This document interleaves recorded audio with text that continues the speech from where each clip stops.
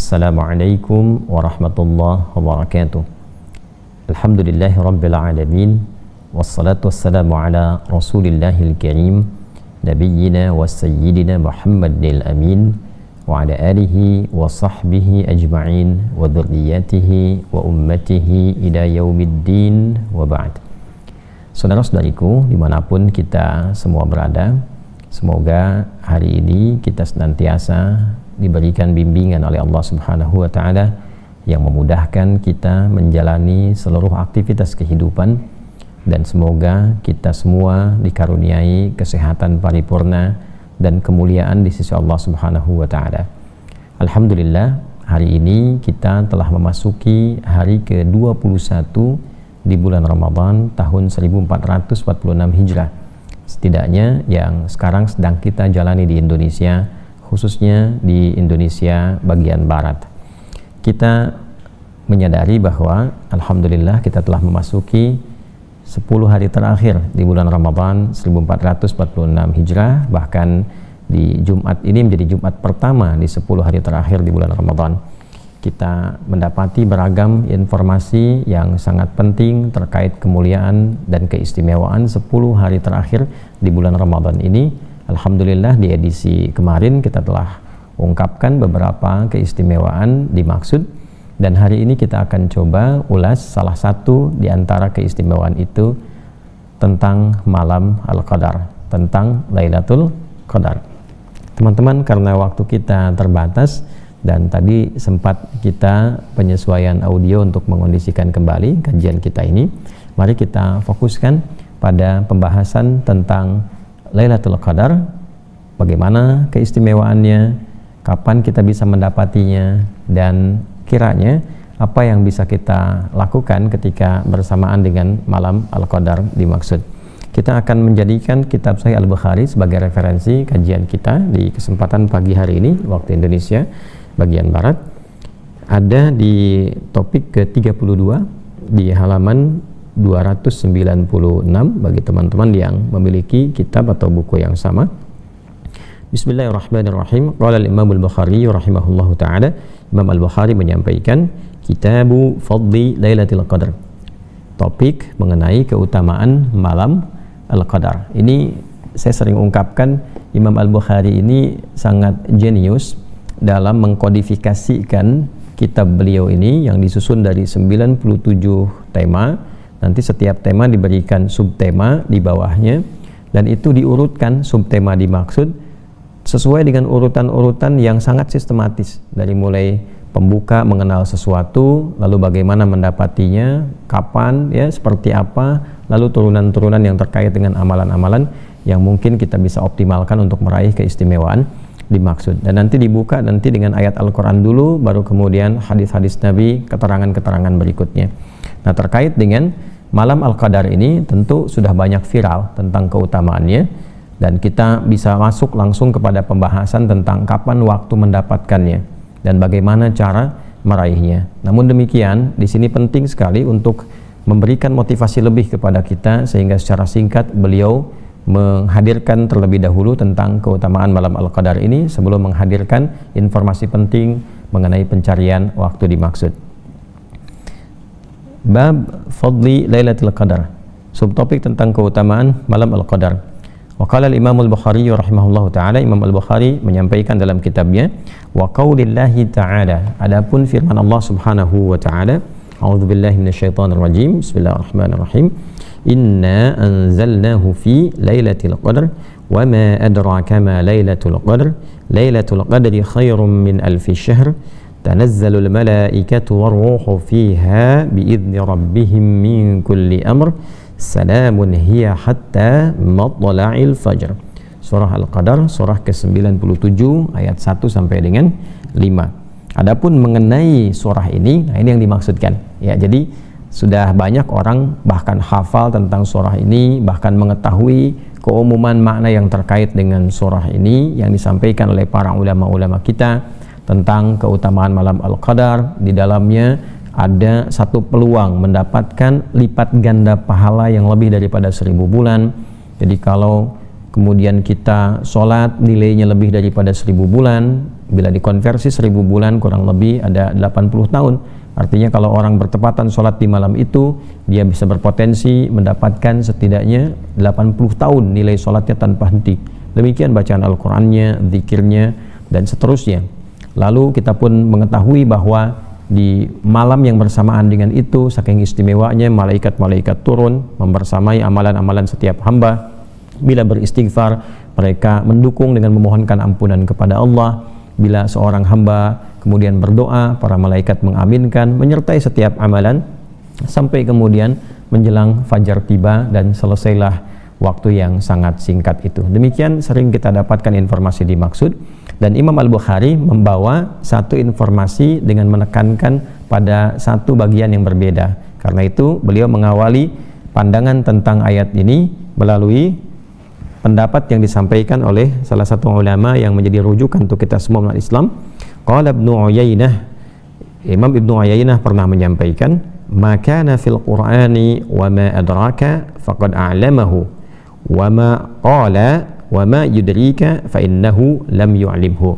Nah, Imam Ibnu Uyainah radhiyallahu taala anhu rahimahullahu taala pernah menyampaikan, jika kita mendapati satu redaksi di dalam Al-Qur'an menggunakan kata wa ma adraka, maka hal tersebut adalah hal yang telah diuraikan oleh Allah dengan sangat jelas, telah diketahui kemudian disampaikan. Tapi bila kita dapati lagi sesuatu yang ditampilkan katanya dengan wa ma yudrika, ini adalah sesuatu yang Allah telah sangat mengetahuinya, namun pada umumnya belum diketahui oleh hambanya. Untuk itu dalam hal demikian, kaitan dengan malam Al-Qadar, di sini ada dua kata, dua diksi yang kita dapatkan. Satu adraka, yang kedua juga kita akan dapatkan turunan pemahaman tentang yudrik pada akhirnya. Inna anzalnahu fi lailatul qadar wa ma adraka ma lailatul qadar. Maksud tadi, perkataan Ibnu Uyainah tadi, bahwa Allah telah mengetahui malam Al-Qadar ini, kan? Telah sempurna, ya, dan dengan izin Allah Subhanahu wa taala disampaikan kepada kita informasinya, ya, diterangkan kepada kita bagaimana cara kita meraihnya, kapan kita mendapatinya. Namun kemudian di sisi yang berbeda kita temukan juga nanti di ayat-ayat lain yang diawali informasinya dengan menggunakan kata yudrik, ya, Allah Maha mengetahui, tapi manusia, hamba-hamba Allah tidak mengetahuinya. Termasuk dalam beberapa kasus malaikat pun tidak diberikan informasi tentang itu. Ya, ini ada hikmah untuk menunjukkan hak prerogatif Allah di dalamnya.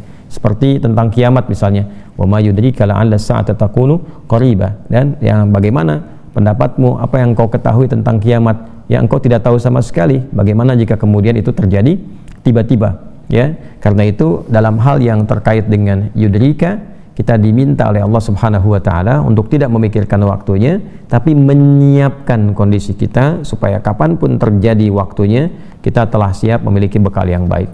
Sebaliknya, kalau dibuka dengan adrak, itu artinya diberikan informasinya, disampaikan turunan penjelasannya, supaya dengan itu kita mencari waktu itu untuk mendapatkan keutamaannya. Paham maksudnya, ya? Ya, karena di sini syarahnya tidak diurai, jadi harus kita mengerti dulu apa yang dimaksudkan, baru kemudian masuk kepada inti pembahasan yang akan kita kaji. Ya, jadi sekali lagi saya simpulkan, Ibnu Uyainah rahimahullah taala memberikan gambaran kalau adrak, ya, di Quran ada menemukan kata adrak, itu artinya informasi yang disampaikan telah Allah ketahui sepenuhnya karena Allah memiliki sifat maha mengetahui, dan diberikan oleh Allah Subhanahu wa taala turunan penjelasan dari pengetahuan itu supaya kita mencari keistimewaan yang terkait dengan informasi itu. Apakah waktunya, apakah caranya, apakah tempatnya, bagaimana meraihnya, dan sebagainya. Namun demikian, bila kita mendapati kata yudrik, itu artinya Allah Subhanahu wa taala maha mengetahui segalanya.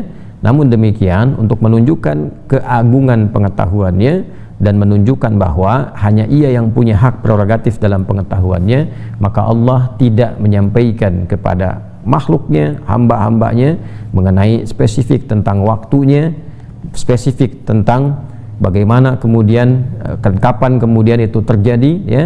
Namun yang disampaikan adalah tanda-tanda saja misalnya, yang disampaikan adalah dahsyat kejadiannya saja misalnya, supaya tujuannya bukan kita mencari kapan terjadi, bukan kita kemudian mencari momentumnya, tapi menyiapkan diri bahwa kapanpun itu terjadi kita telah siap untuk menjemput itu semua.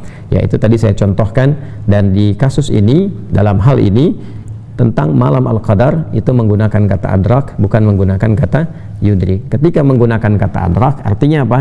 Ada informasi yang Allah sampaikan mengenai keutamaan-keutamaan ini terkait dengan waktunya, supaya kita bisa berburu waktunya, kapan waktunya, dan mempersiapkan diri untuk mendapatinya.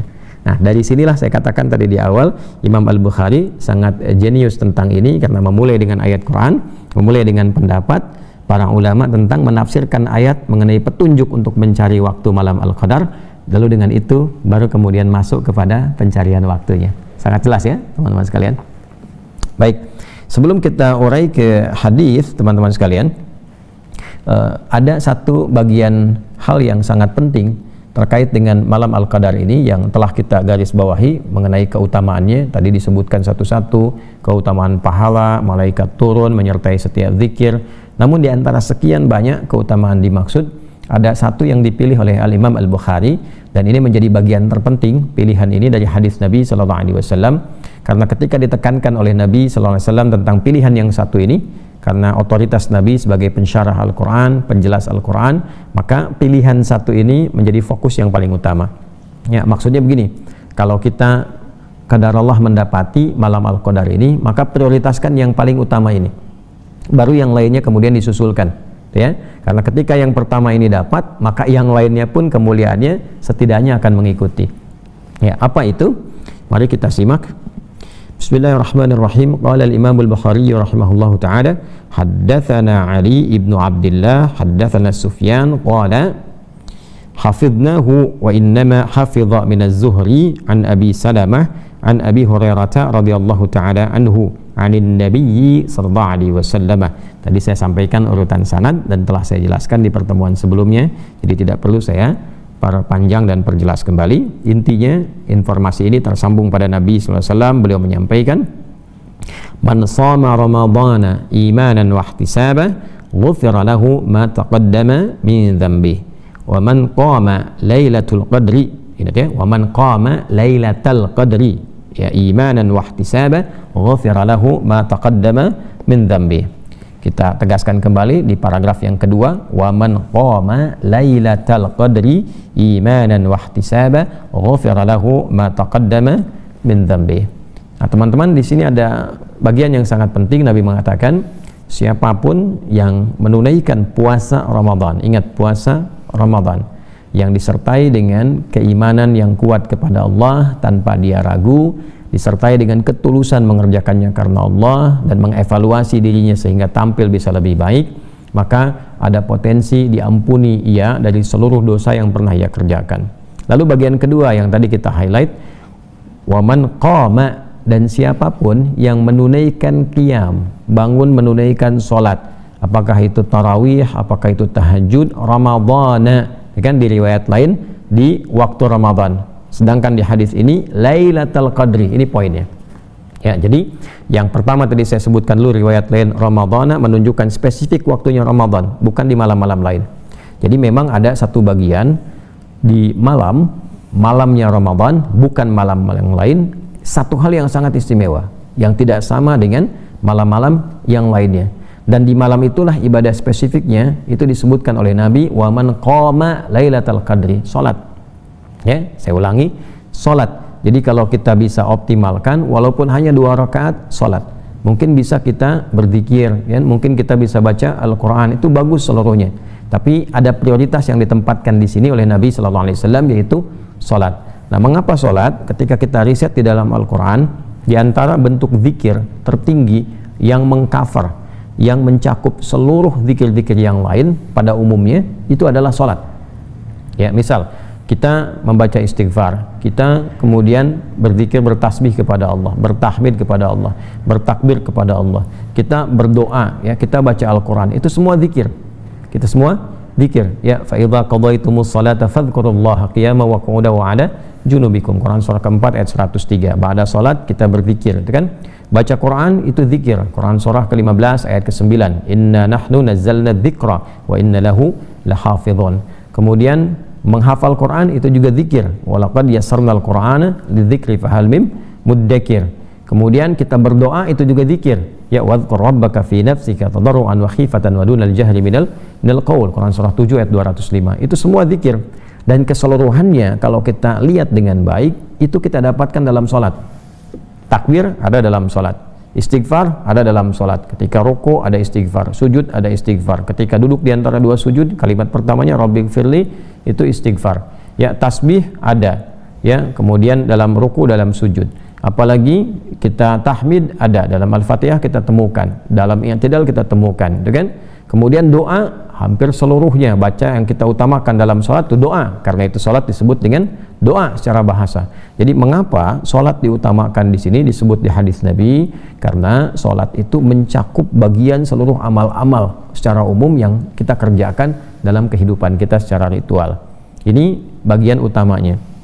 Kemudian imanan wahtisaba dilakukan dengan imannya kepada Allah, yakin tanpa ragu. Wahtisaban dia ikhlas tunaikan karena Allah dan berupaya memperbaiki dirinya. Ini poinnya. Berupaya memperbaiki dirinya. Jadi di sini bukan sekedar dia tunaikan sholat. Ya, sholatnya dia kerjakan karena Allah, ikhlas. Lalu setiap bagian dari sholat dia jadikan dengan kekhusyuannya untuk mengoreksi dirinya. Dia pahami tentang ruku, dia pahami tentang sujud, dia berdoa yang baik. Ya, apa diantara doanya pernah ditalkinkan oleh Nabi sallallahu alaihi wasallam kepada Sayyidah Aisyah radhiyallahu taala anha, itu kan diantara doa yang paling populer, Allahumma innaka afuwun tuhibbul afwa fa'fu anni. Ya Allah, engkau yang sangat pemaaf, engkau yang sangat pengampun dan engkau mencintai sifat-sifat pemaafan dan ampunan itu, maka dengan segala keagunganmu, dengan segala sifat-sifat mulia itu, ampuni aku, maafkan segala kesalahan-kesalahanku. Nah, jadi yang diutamakan di sini teman-teman, kalau memang kita merasakan ada getaran tentang malam itu, maka optimalkan sholat dan fokuskan pada satu bagian di situ, yaitu khususnya permohonan ampunan Allah Subhanahu wa taala. Itu poinnya, permohonan ampunan Allah Subhanahu wa taala. Jadi kalau seseorang hamba sudah diampuni oleh Allah, ya, itu semua yang lain kemuliaan akan ikut.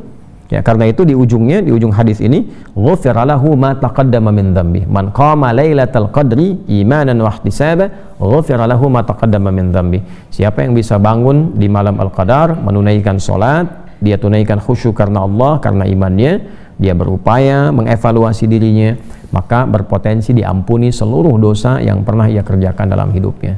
Nah, jadi kalau bersamaan sekali lagi dengan malam itu, optimalkan salat dan optimalkan istighfar.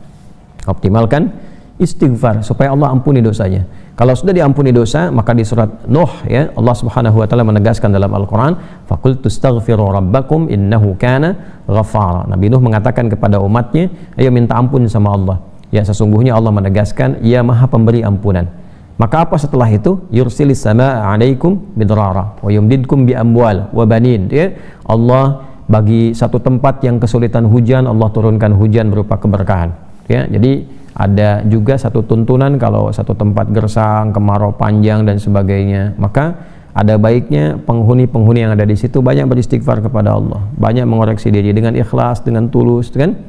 Kemudian yang menarik, wa yumdidkum bi amwal wa banin, yang kesulitan rizki dimudahkan oleh Allah, pada bab keturunan dimudahkan oleh Allah. Jadi ada banyak hal yang di situ kita bisa dapatkan dengan keutamaan apa? Istighfar. Jadi istighfar, istighfar dan istighfar.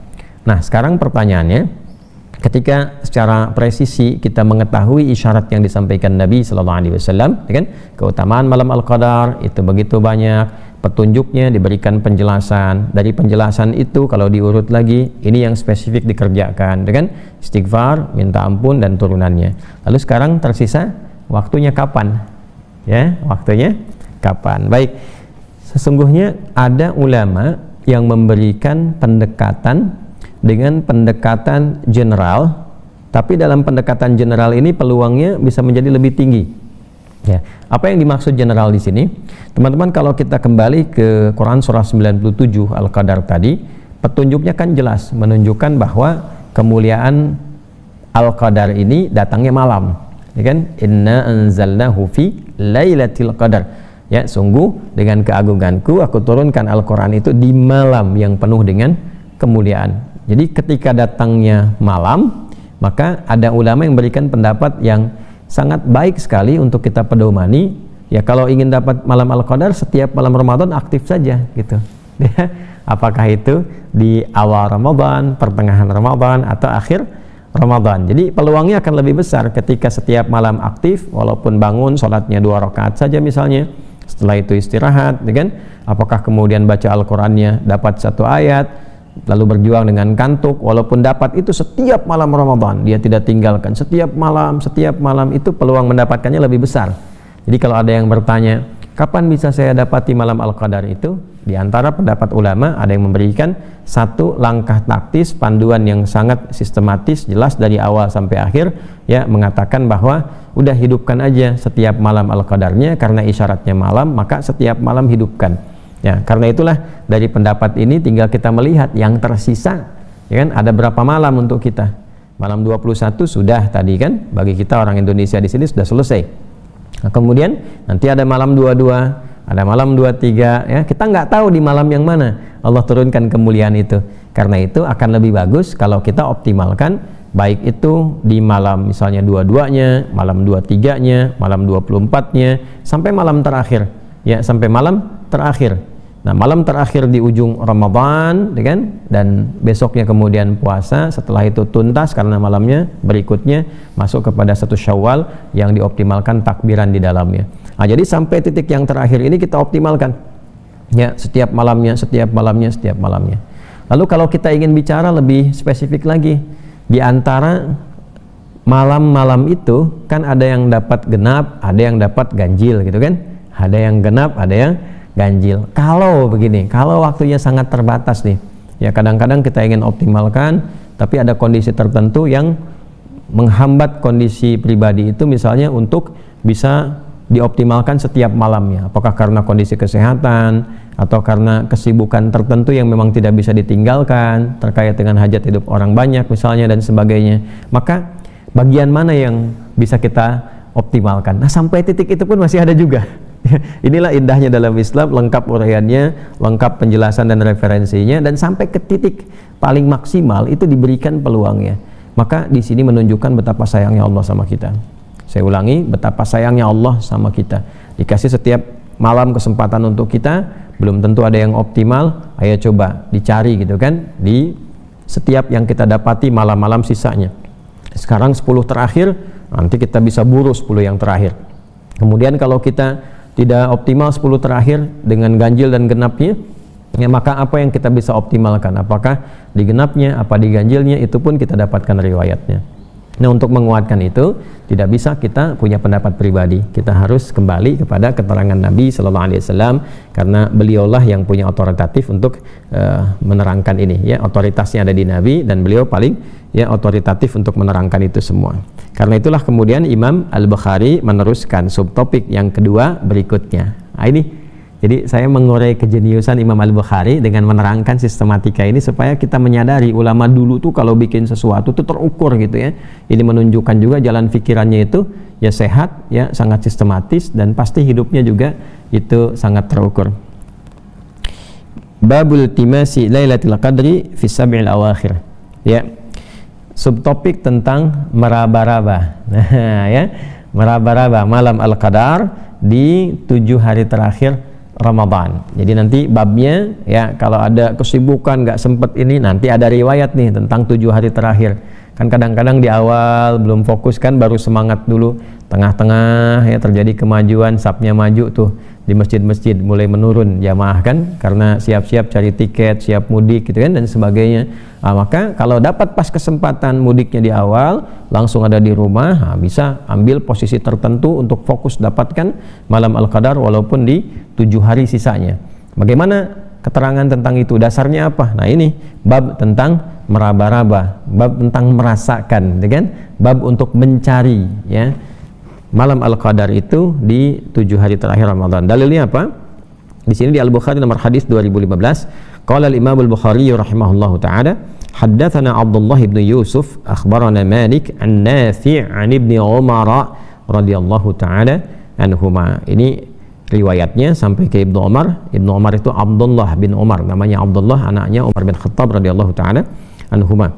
anna rijalan min ashabin nabiyyi sallallahu alaihi wasallam uru lailatul qadri fil manam fi sab'il awakhir, ya, bahwa sekelompok sahabat Nabi sallallahu alaihi wasallam diperlihatkan oleh Allah malam al-qadar dalam mimpi mereka pada 7 hari terakhir Ramadan, ya, 7 hari terakhir Ramadan.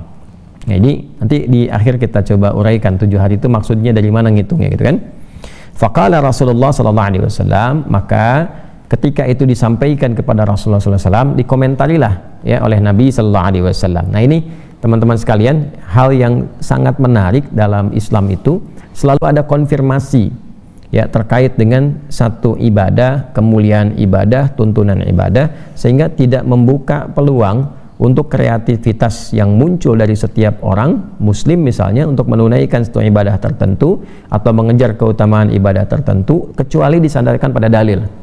Dan dalil ini nanti sangat diberikan penjelasan yang mudah oleh para ulama, ya, baik itu langsung dari Qurannya, dari hadisnya, atau sistematikanya, ya, kaidah-kaidahnya. Maka dari situ kita kenal nanti urutan dalil itu bisa kita akses melalui Al-Qurannya, kemudian ada hadisnya. Lalu Quran hadis itu nggak bisa kita lihat begitu langsung simpulkan dalil, nggak bisa, ya, ada sistematikanya, konstruksi bagaimana memahami dalil itu. Maka ada kaidah inilah yang disebut dengan nanti kaidah fikih, dasarnya disebut dengan usul fikih. Usul fikih pun ada kaidahnya lagi, ya. Misal ini ada ayat-ayat, memahaminya bagaimana, kalau apakah setiap ayat perintah itu menunjukkan perintah yang harus kemudian kita kerjakan, atau jangan-jangan ini bukan bentuknya wajib tapi bentuknya anjuran tapi sangat ditekankan, atau anjuran cuma diikat dengan kondisi tertentu. Kalau kondisinya ada, itu berlaku bagi Anda. Kalau tidak ada kondisinya, maka tidak dipaksakan untuk mengerjakan itu. Nanti kita temukan itu. Atau bahkan yang pilihan sifatnya, ya, al-aslu fil amri lil wujubi hatta yadulla dalilu ala khilafi. Asal dari perintah itu wajib kecuali nanti ada dalil lain, ada penjelas lain yang menunjukkan bahwa hukum ini bukan wajib tapi ada penekanan tapi tidak dipaksakan, ya. Seperti kalau wajib itu sholat, ya, waqimus sholah, tunaikan sholat. Tidak ada penjelasan lain yang menunjukkan bahwa sholat ini tidak wajib, itu nggak ada. Wajib hukumnya, wajib hukumnya. Dalam keadaan apa kita tunaikan? Baik berdiri, apakah kemudian duduk, nggak bisa berdiri duduk, nggak bisa duduk berbaring, baru ada turunan-turunannya, ya kan? Nah, hal lain tentang makan misalnya, itu menggunakan kata perintah. Ya ayyuhan nasu kulu mimma fil ardi halalan thayyibah. Hai semua manusia, makanlah, ya. Nah, apakah di Al-Baqarah misalnya di sini ayat 168 ini hukumnya wajib? Ya, harus makan. Kalau enggak dosa, itu kan. Wajib itu kalau enggak dikerjakan kan dosa, gitu kan. Apakah bentuknya pilihan? Nah, mana ikatannya di sini? Oh, ternyata di ayat makan ini sifatnya menunjukkan bentuk penekanan yang kuat, bukan dalam konteks wajibnya menuntut dosa atau pahala, yang kalau makan berpahala, kalau tidak makan berdosa, ya kan? Nah, ini kan jadi masalah, gitu kan? Tapi ini menjadi kebutuhan pokok bagi setiap manusia, ditekankan oleh Al-Quran, tapi sifatnya di situ ada pilihan sesuai dengan hajat kebutuhan kita. Nah, nanti babnya sangat luas sekali teman-teman sekalian. Nah, kembali ke sini yang tadi kita uraikan, bahwa dalam konteks kita melihat ini bagaimana kemudian relasi sahabat dengan penetapan Nabi sallallahu alaihi wasallam. Nah, para sahabat ini ketika mendapati keadaan demikian dikonsultasikan ke Nabi, ya Rasulullah, ini kami mimpinya sama semua nih, ya, si fulan mimpi ini, si fulan mimpi ini di waktu yang serupa, gitu kan, mimpi ditampakkan, dikonsultasikan pada Nabi sallallahu alaihi wasallam untuk minta pendapat pada Nabi apakah ini benar atau tidak, apakah ini sesuai atau tidak. Nah, itulah kalau kita memahami sesuatu dalam hadis, dalam ayat, jangan langsung disimpulkan dengan pikiran kita hukumnya begini, itu nggak boleh, ya. Dikembalikan, ya, bagaimana petunjuk yang disampaikan oleh Nabi dari Al-Quran seperti apa, dari hadis bagaimana. Nah, untuk mengetahui membaca petunjuk Nabi itu nggak bisa juga kita ngakses lihat hadis langsung paham begitu, nggak bisa. Jalurnya lewat ulama, ya, karena hadis, Al-Quran apalagi itu dengan talaki sifat ilmunya.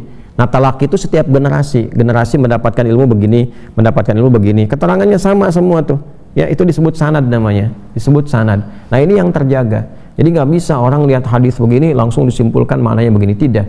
Diketahui dulu ini sebab urutnya bagaimana, kejadiannya seperti apa, ya, gambarannya kenapa menggunakan bahasa ini, petunjuknya kemana. Jadi nggak semudah kita melihat langsung kita dalilnya begini, nggak bisa begitu.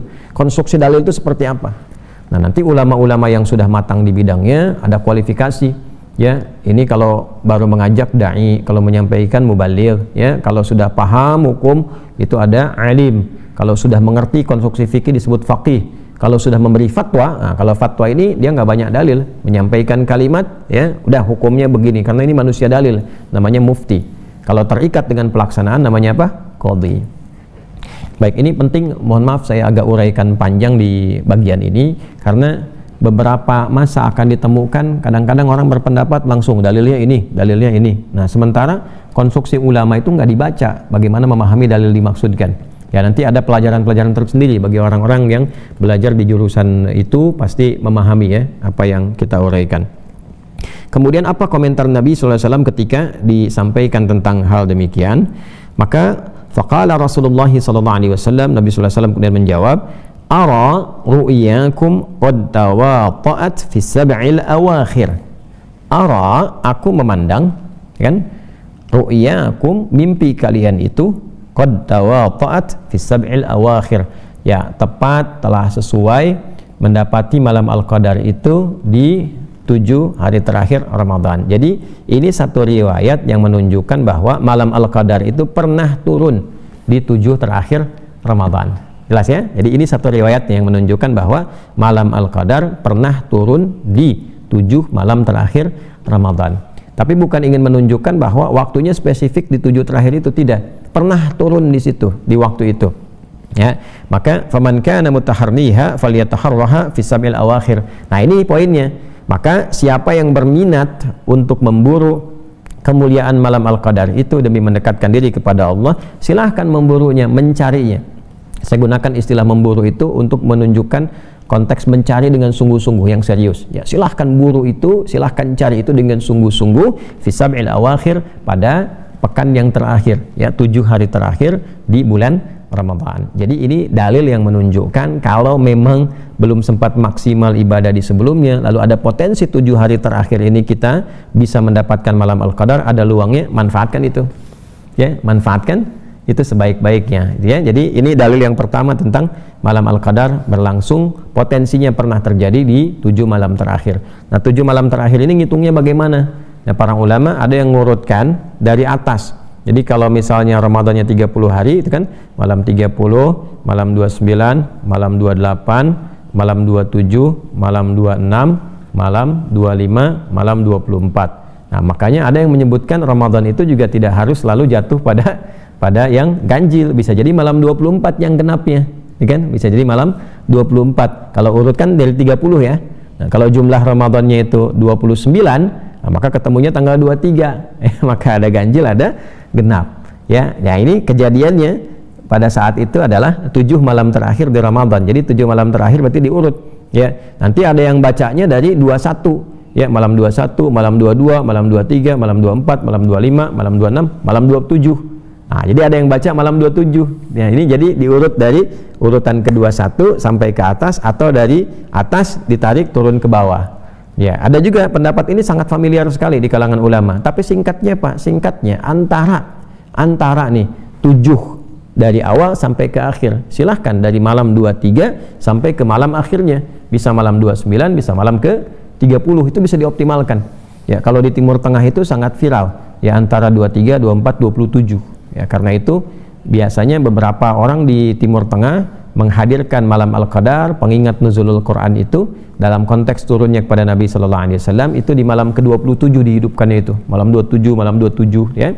Nah, tapi sekali lagi nggak menutup kemungkinan di malam 23, malam 24 ya, malam 23 atau malam 24. Jadi silahkan yang ada sisa waktu dioptimalkan 23, 24, 25 sampai ke akhirnya.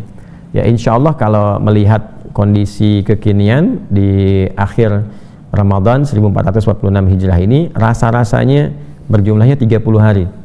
Ya, karena kalau melihat pendekatan dari hisab, tanggal 29 ketika terjadi ijtima itu posisi hilalnya masih di bawah ufuk.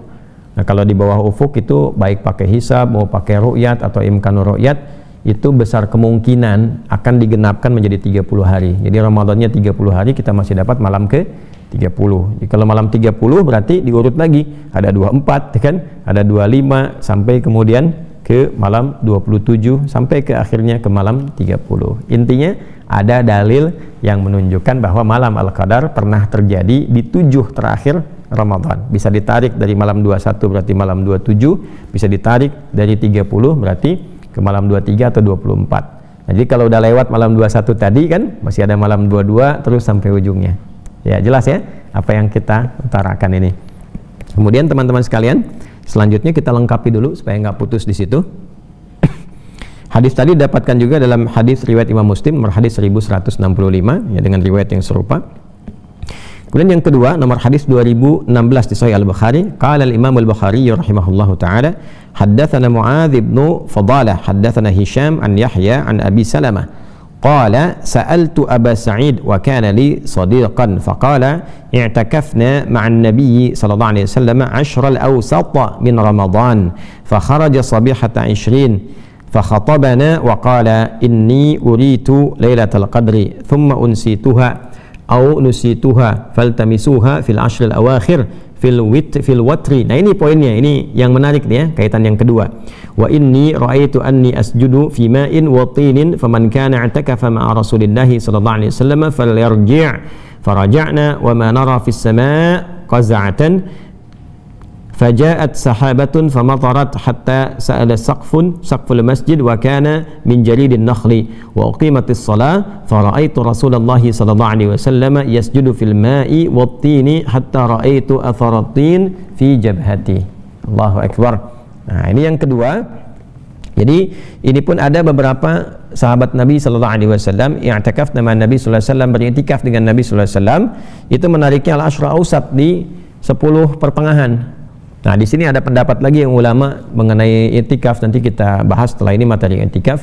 Itu tidak hanya bisa dilakukan di akhir Ramadan. Ya, biasanya orang di akhir itu optimalisasinya ada tujuan untuk memanfaatkan sisa Ramadan, mengejar malam Al-Qadar, kan meningkatkan perbaikan diri. Tapi sesungguhnya i'tikaf terbuka dari awal Ramadan, tengah Ramadan sampai puncaknya akhir Ramadan. Nah, ini keterangan tentang i'tikaf di pertengahan Ramadan. Jadi dari 11 sampai dengan 20 begitu ya.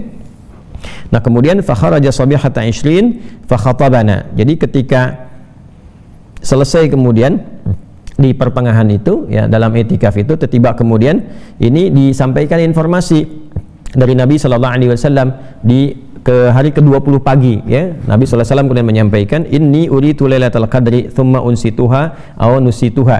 Jadi aku ditampakkan dalam mimpi itu datangnya malam Al-Qadar ya, tapi Allah Subhanahu wa taala memberikan lupa ya tentang waktunya. Ya, memberikan lupa waktunya. Nah, ini hikmahnya juga supaya nanti umatnya Nabi Muhammad sallallahu alaihi wasallam memosisikan setiap malam Ramadan itu penting. Ya, nanti kalau diberitahu misalnya lewat Nabi, wah ini harinya ini. Ya, begitu diberitahu harinya, orang akan fokus ke hari itu aja. Ya. Misal diberitahu malam 27 gitu kan, wah malam satunya nggak ada yang ibadah optimal, malam 2-nya nggak ada yang semangat, karena tahu udah malam 27 aja. Toh itu kan dilipat gandakan sampai 1000 bulan gitu kan, 80 tahun, jadi bisa nutup yang sebelumnya, kan kesimpulannya bisa keliru. Karena itulah kemudian Nabi SAW ditampakkan malam Al-Qadar, suasananya, keindahannya dan sebagainya ya, termasuk kemudian keadaan waktu. Cuman terkait dengan waktu itu ya, thumma unsituha nusituha, lalu Allah Subhanahu wa taala menutup waktu itu dari Nabi sallallahu alaihi wasallam supaya Nabi bisa memotivasi umatnya mencari dan merasakan Al-Qadar itu di setiap malam Ramadan. Lalu Nabi mengatakan faltamisuha fil ashril awakhir fil watri, maka silahkan engkau rasakanlah, burulah, carilah itu di 10 malam terakhir. Nah, jadi hadis yang pertama tadi menunjukkan 7, yang kedua menunjukkan 10. Jadi ketika para sahabat i'tikaf sampai pertengahan, terus Nabi keluar pagi-paginya menyampaikan bahwa ini aku ditunjukkan oleh Allah Subhanahu wa taala itu malam Al-Qadar, ya kan? Jadi artinya apa? Para sahabat berburu juga keutamaan malam ini sejak pertengahan Ramadan. Ya, tadi saya katakan di awal, para ulama menyimpulkan bahwa bagusnya hidupkan setiap malamnya, malam awalnya, malam tengahnya, malam akhirnya. Nah, ketika beriktikaf bersama Nabi di pertengahan Ramadan itu, hari ke-20 pagi, kemudian Nabi SAW tiba-tiba memberi arahan, beliau menyampaikan, aku diperlihatkan oleh Allah Subhanahu wa taala malam Al-Qadar, tapi waktunya dibuat lupa, ya, dihilangkan dari ingatan Nabi SAW. Faltamisuha, maka silahkan itu buru, rasakan, cek ya, fil ashril awakhir, diraba-raba di 10 malam terakhir. Fil watri, khususnya pada yang ganjil. Khususnya pada yang apa? Ganjil. Nah, ini seperti konstruksi tadi yang saya sampaikan ya, bahwa kalau nggak bisa 7, ada yang luas di 10 Ya, 7 dimulai kan nanti 23, 24 kan. Nah, malam ini masih 22. Berarti kita dapatkan peluang ini di malam 22, tadi malam 21. Nah, disinilah kemudian 10 malam terakhir sering disebutkan. 10 malam terakhir kita buru. Dasarnya apa? Hadis ini. Ya kan? Nah, spesifik di apa? Di waktu-waktu yang ganjilnya. Tapi sekali lagi, Nabi memberikan penekanan tapi juga tidak menutup peluang di malam-malam genap, karena bahasanya faltamisuha gitu kan. Faltamis itu rasakan, coba rasakan. Ya silahkan berikan prioritas, tapi juga tidak meninggalkan di malam malam genapnya. Boleh jadi yang genapnya diturunkan juga, gitu kan? Nah, atau yang kedua, boleh jadi penyebutan ganjil ini untuk menyebutkan perbedaan waktu. Ya mungkin di satu tempat 30 hari, tempat lain bisa 29. Ya, kita aja di Asia Tenggara, Indonesia mulai tanggal 1 Ramadannya bersamaan dengan 1 Maret kan, di hari Sabtu. Tapi negara-negara tetangga di Singapura, di Brunei, ya, dan sebagian negara tetangga yang lain, mereka memulai di hari kedua. Otomatis Ramadannya pasti 29, nggak mungkin 30 juga, ya, pasti 29. Jadi kalau sudah 29 dan 30 ada perbedaan waktu, artinya apa? Ya setiap malam itu bisa jadi ganjil. Bagi kita tadi malam kan 21, ya kan? Teman-teman yang di Malaysia, di Brunei, kemudian di dekat-dekat wilayah Singapura, gitu kan? Yang masuk di Mabim situ kan, ya. Malaysia, Brunei Darussalam, kemudian Indonesia, Singapura, ada juga wilayah yang lainnya sekitarannya. Nah, itu otomatis kita akan dapatkan situasinya kalau kita 30 saat ini, mereka 29, kita baru tadi malam 21, mungkin tempat lain baru 20. Jadi setiap tempat itu berpotensi mengalami kemuliaan. Ya, jadi jangan tinggalkan genap dan ganjilnya. Wa inni ra'aitu anni asjudu fi ma'in wa tinin faman kana i'takafa ma Rasulullah sallallahu alaihi wasallam falyarji'. Maka ditunjukkan bahwa Nabi sallallahu alaihi wasallam itu ketika bermimpi waktunya dibuat lupa tapi diberi tanda. Ya, tandanya apa? Tandanya ketika beliau bangkit dari sujud itu di kening beliau itu ada bekas tanah, gitu kan? Tanah yang masih berair, gitu. Nah, ini tanda yang sangat menarik. Maka dihimbau kepada orang-orang yang beriktikaf bersama Nabi sallallahu alaihi wasallam hendaknya kembali dulu. Maksudnya apa? Hidupkan lagi iktikafnya. Ya, jangan langsung pulang ke rumah dulu, iktikaf lagi, hidupkan lagi, coba cari sampai menemukan tanda itu. Faraja'na wa ma nara fis sama'i qaza'atan. Ya, maka kami pun kembali, gitu kan, sehingga saat kami hampir melihat ada pelangi, qaza'ah itu pelangi, faja'at sahabatun famatarat. Tapi tiba kemudian datang awan membawa hujan, lalu terjadilah hujan, ya, hatta sala saqful masjid, sampai kemudian menimpa ke atap masjid, ya. Dan kita ketahui teman-teman, atapnya masjid di era Nabi kan gak seperti penggunaannya seperti sekarang, ada genteng, itu kan, terus yang macam-macam atapnya, ada juga ya menggunakan internet, ada juga menggunakan macam-macam yang kira-kira bisa menutup, yang kalau hujan nggak masuk, intinya begitulah, kan? Tapi atapnya era Nabi kan tidak, ya, menggunakan daun-daun kurma, kan, yang tiangnya juga menggunakan batang-batang kurma, atasnya dianyam daun-daun dan sebagainya. Jadi potensi untuk air itu mengalir itu ada. Jadi kalau panas betul, sehingga dalam riwayat saat musim panas itu ada yang menggunakan sapu tangannya untuk alas kepala saking panasnya, gitu kan, tempat yang disujudi. Tapi dalam kondisi hujan itu bisa bocor. Nah, sehingga ketika mengenai atap bagian masjid, wa kana min jaridin nakhli, nah ini ya ada dari pelepah-pelepah kurma seperti yang tadi saya sebutkan, ya, pelepah-pelepah kurma. Wa uqimatis sholatu, dan ketika sholat itu akan dikumandangkan, ya, sudah iqamat, ya, artinya apa? Artinya sudah sholat sunnah sebelumnya dan seterusnya. Wa uqimatis sholatu, dan sholat akan dikumandangkan. Fara'aitu Rasulullah sallallahu alaihi wasallam yasjudu fil ma'i wattini hatta ra'aitu atharatin fi jabhatihi.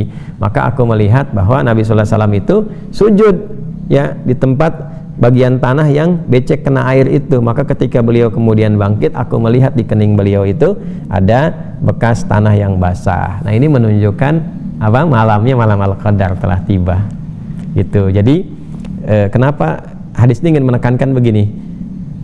Kalimat yang disampaikan oleh Nabi menggunakan faltamisuha, berbululah, kejarlah, rasakanlah, gitu kan. Jangan sampai hilang kesempatan, maksudnya itu. Buru malamnya. Jangan sampai baru nyadar paginya. Nah, itu, ya.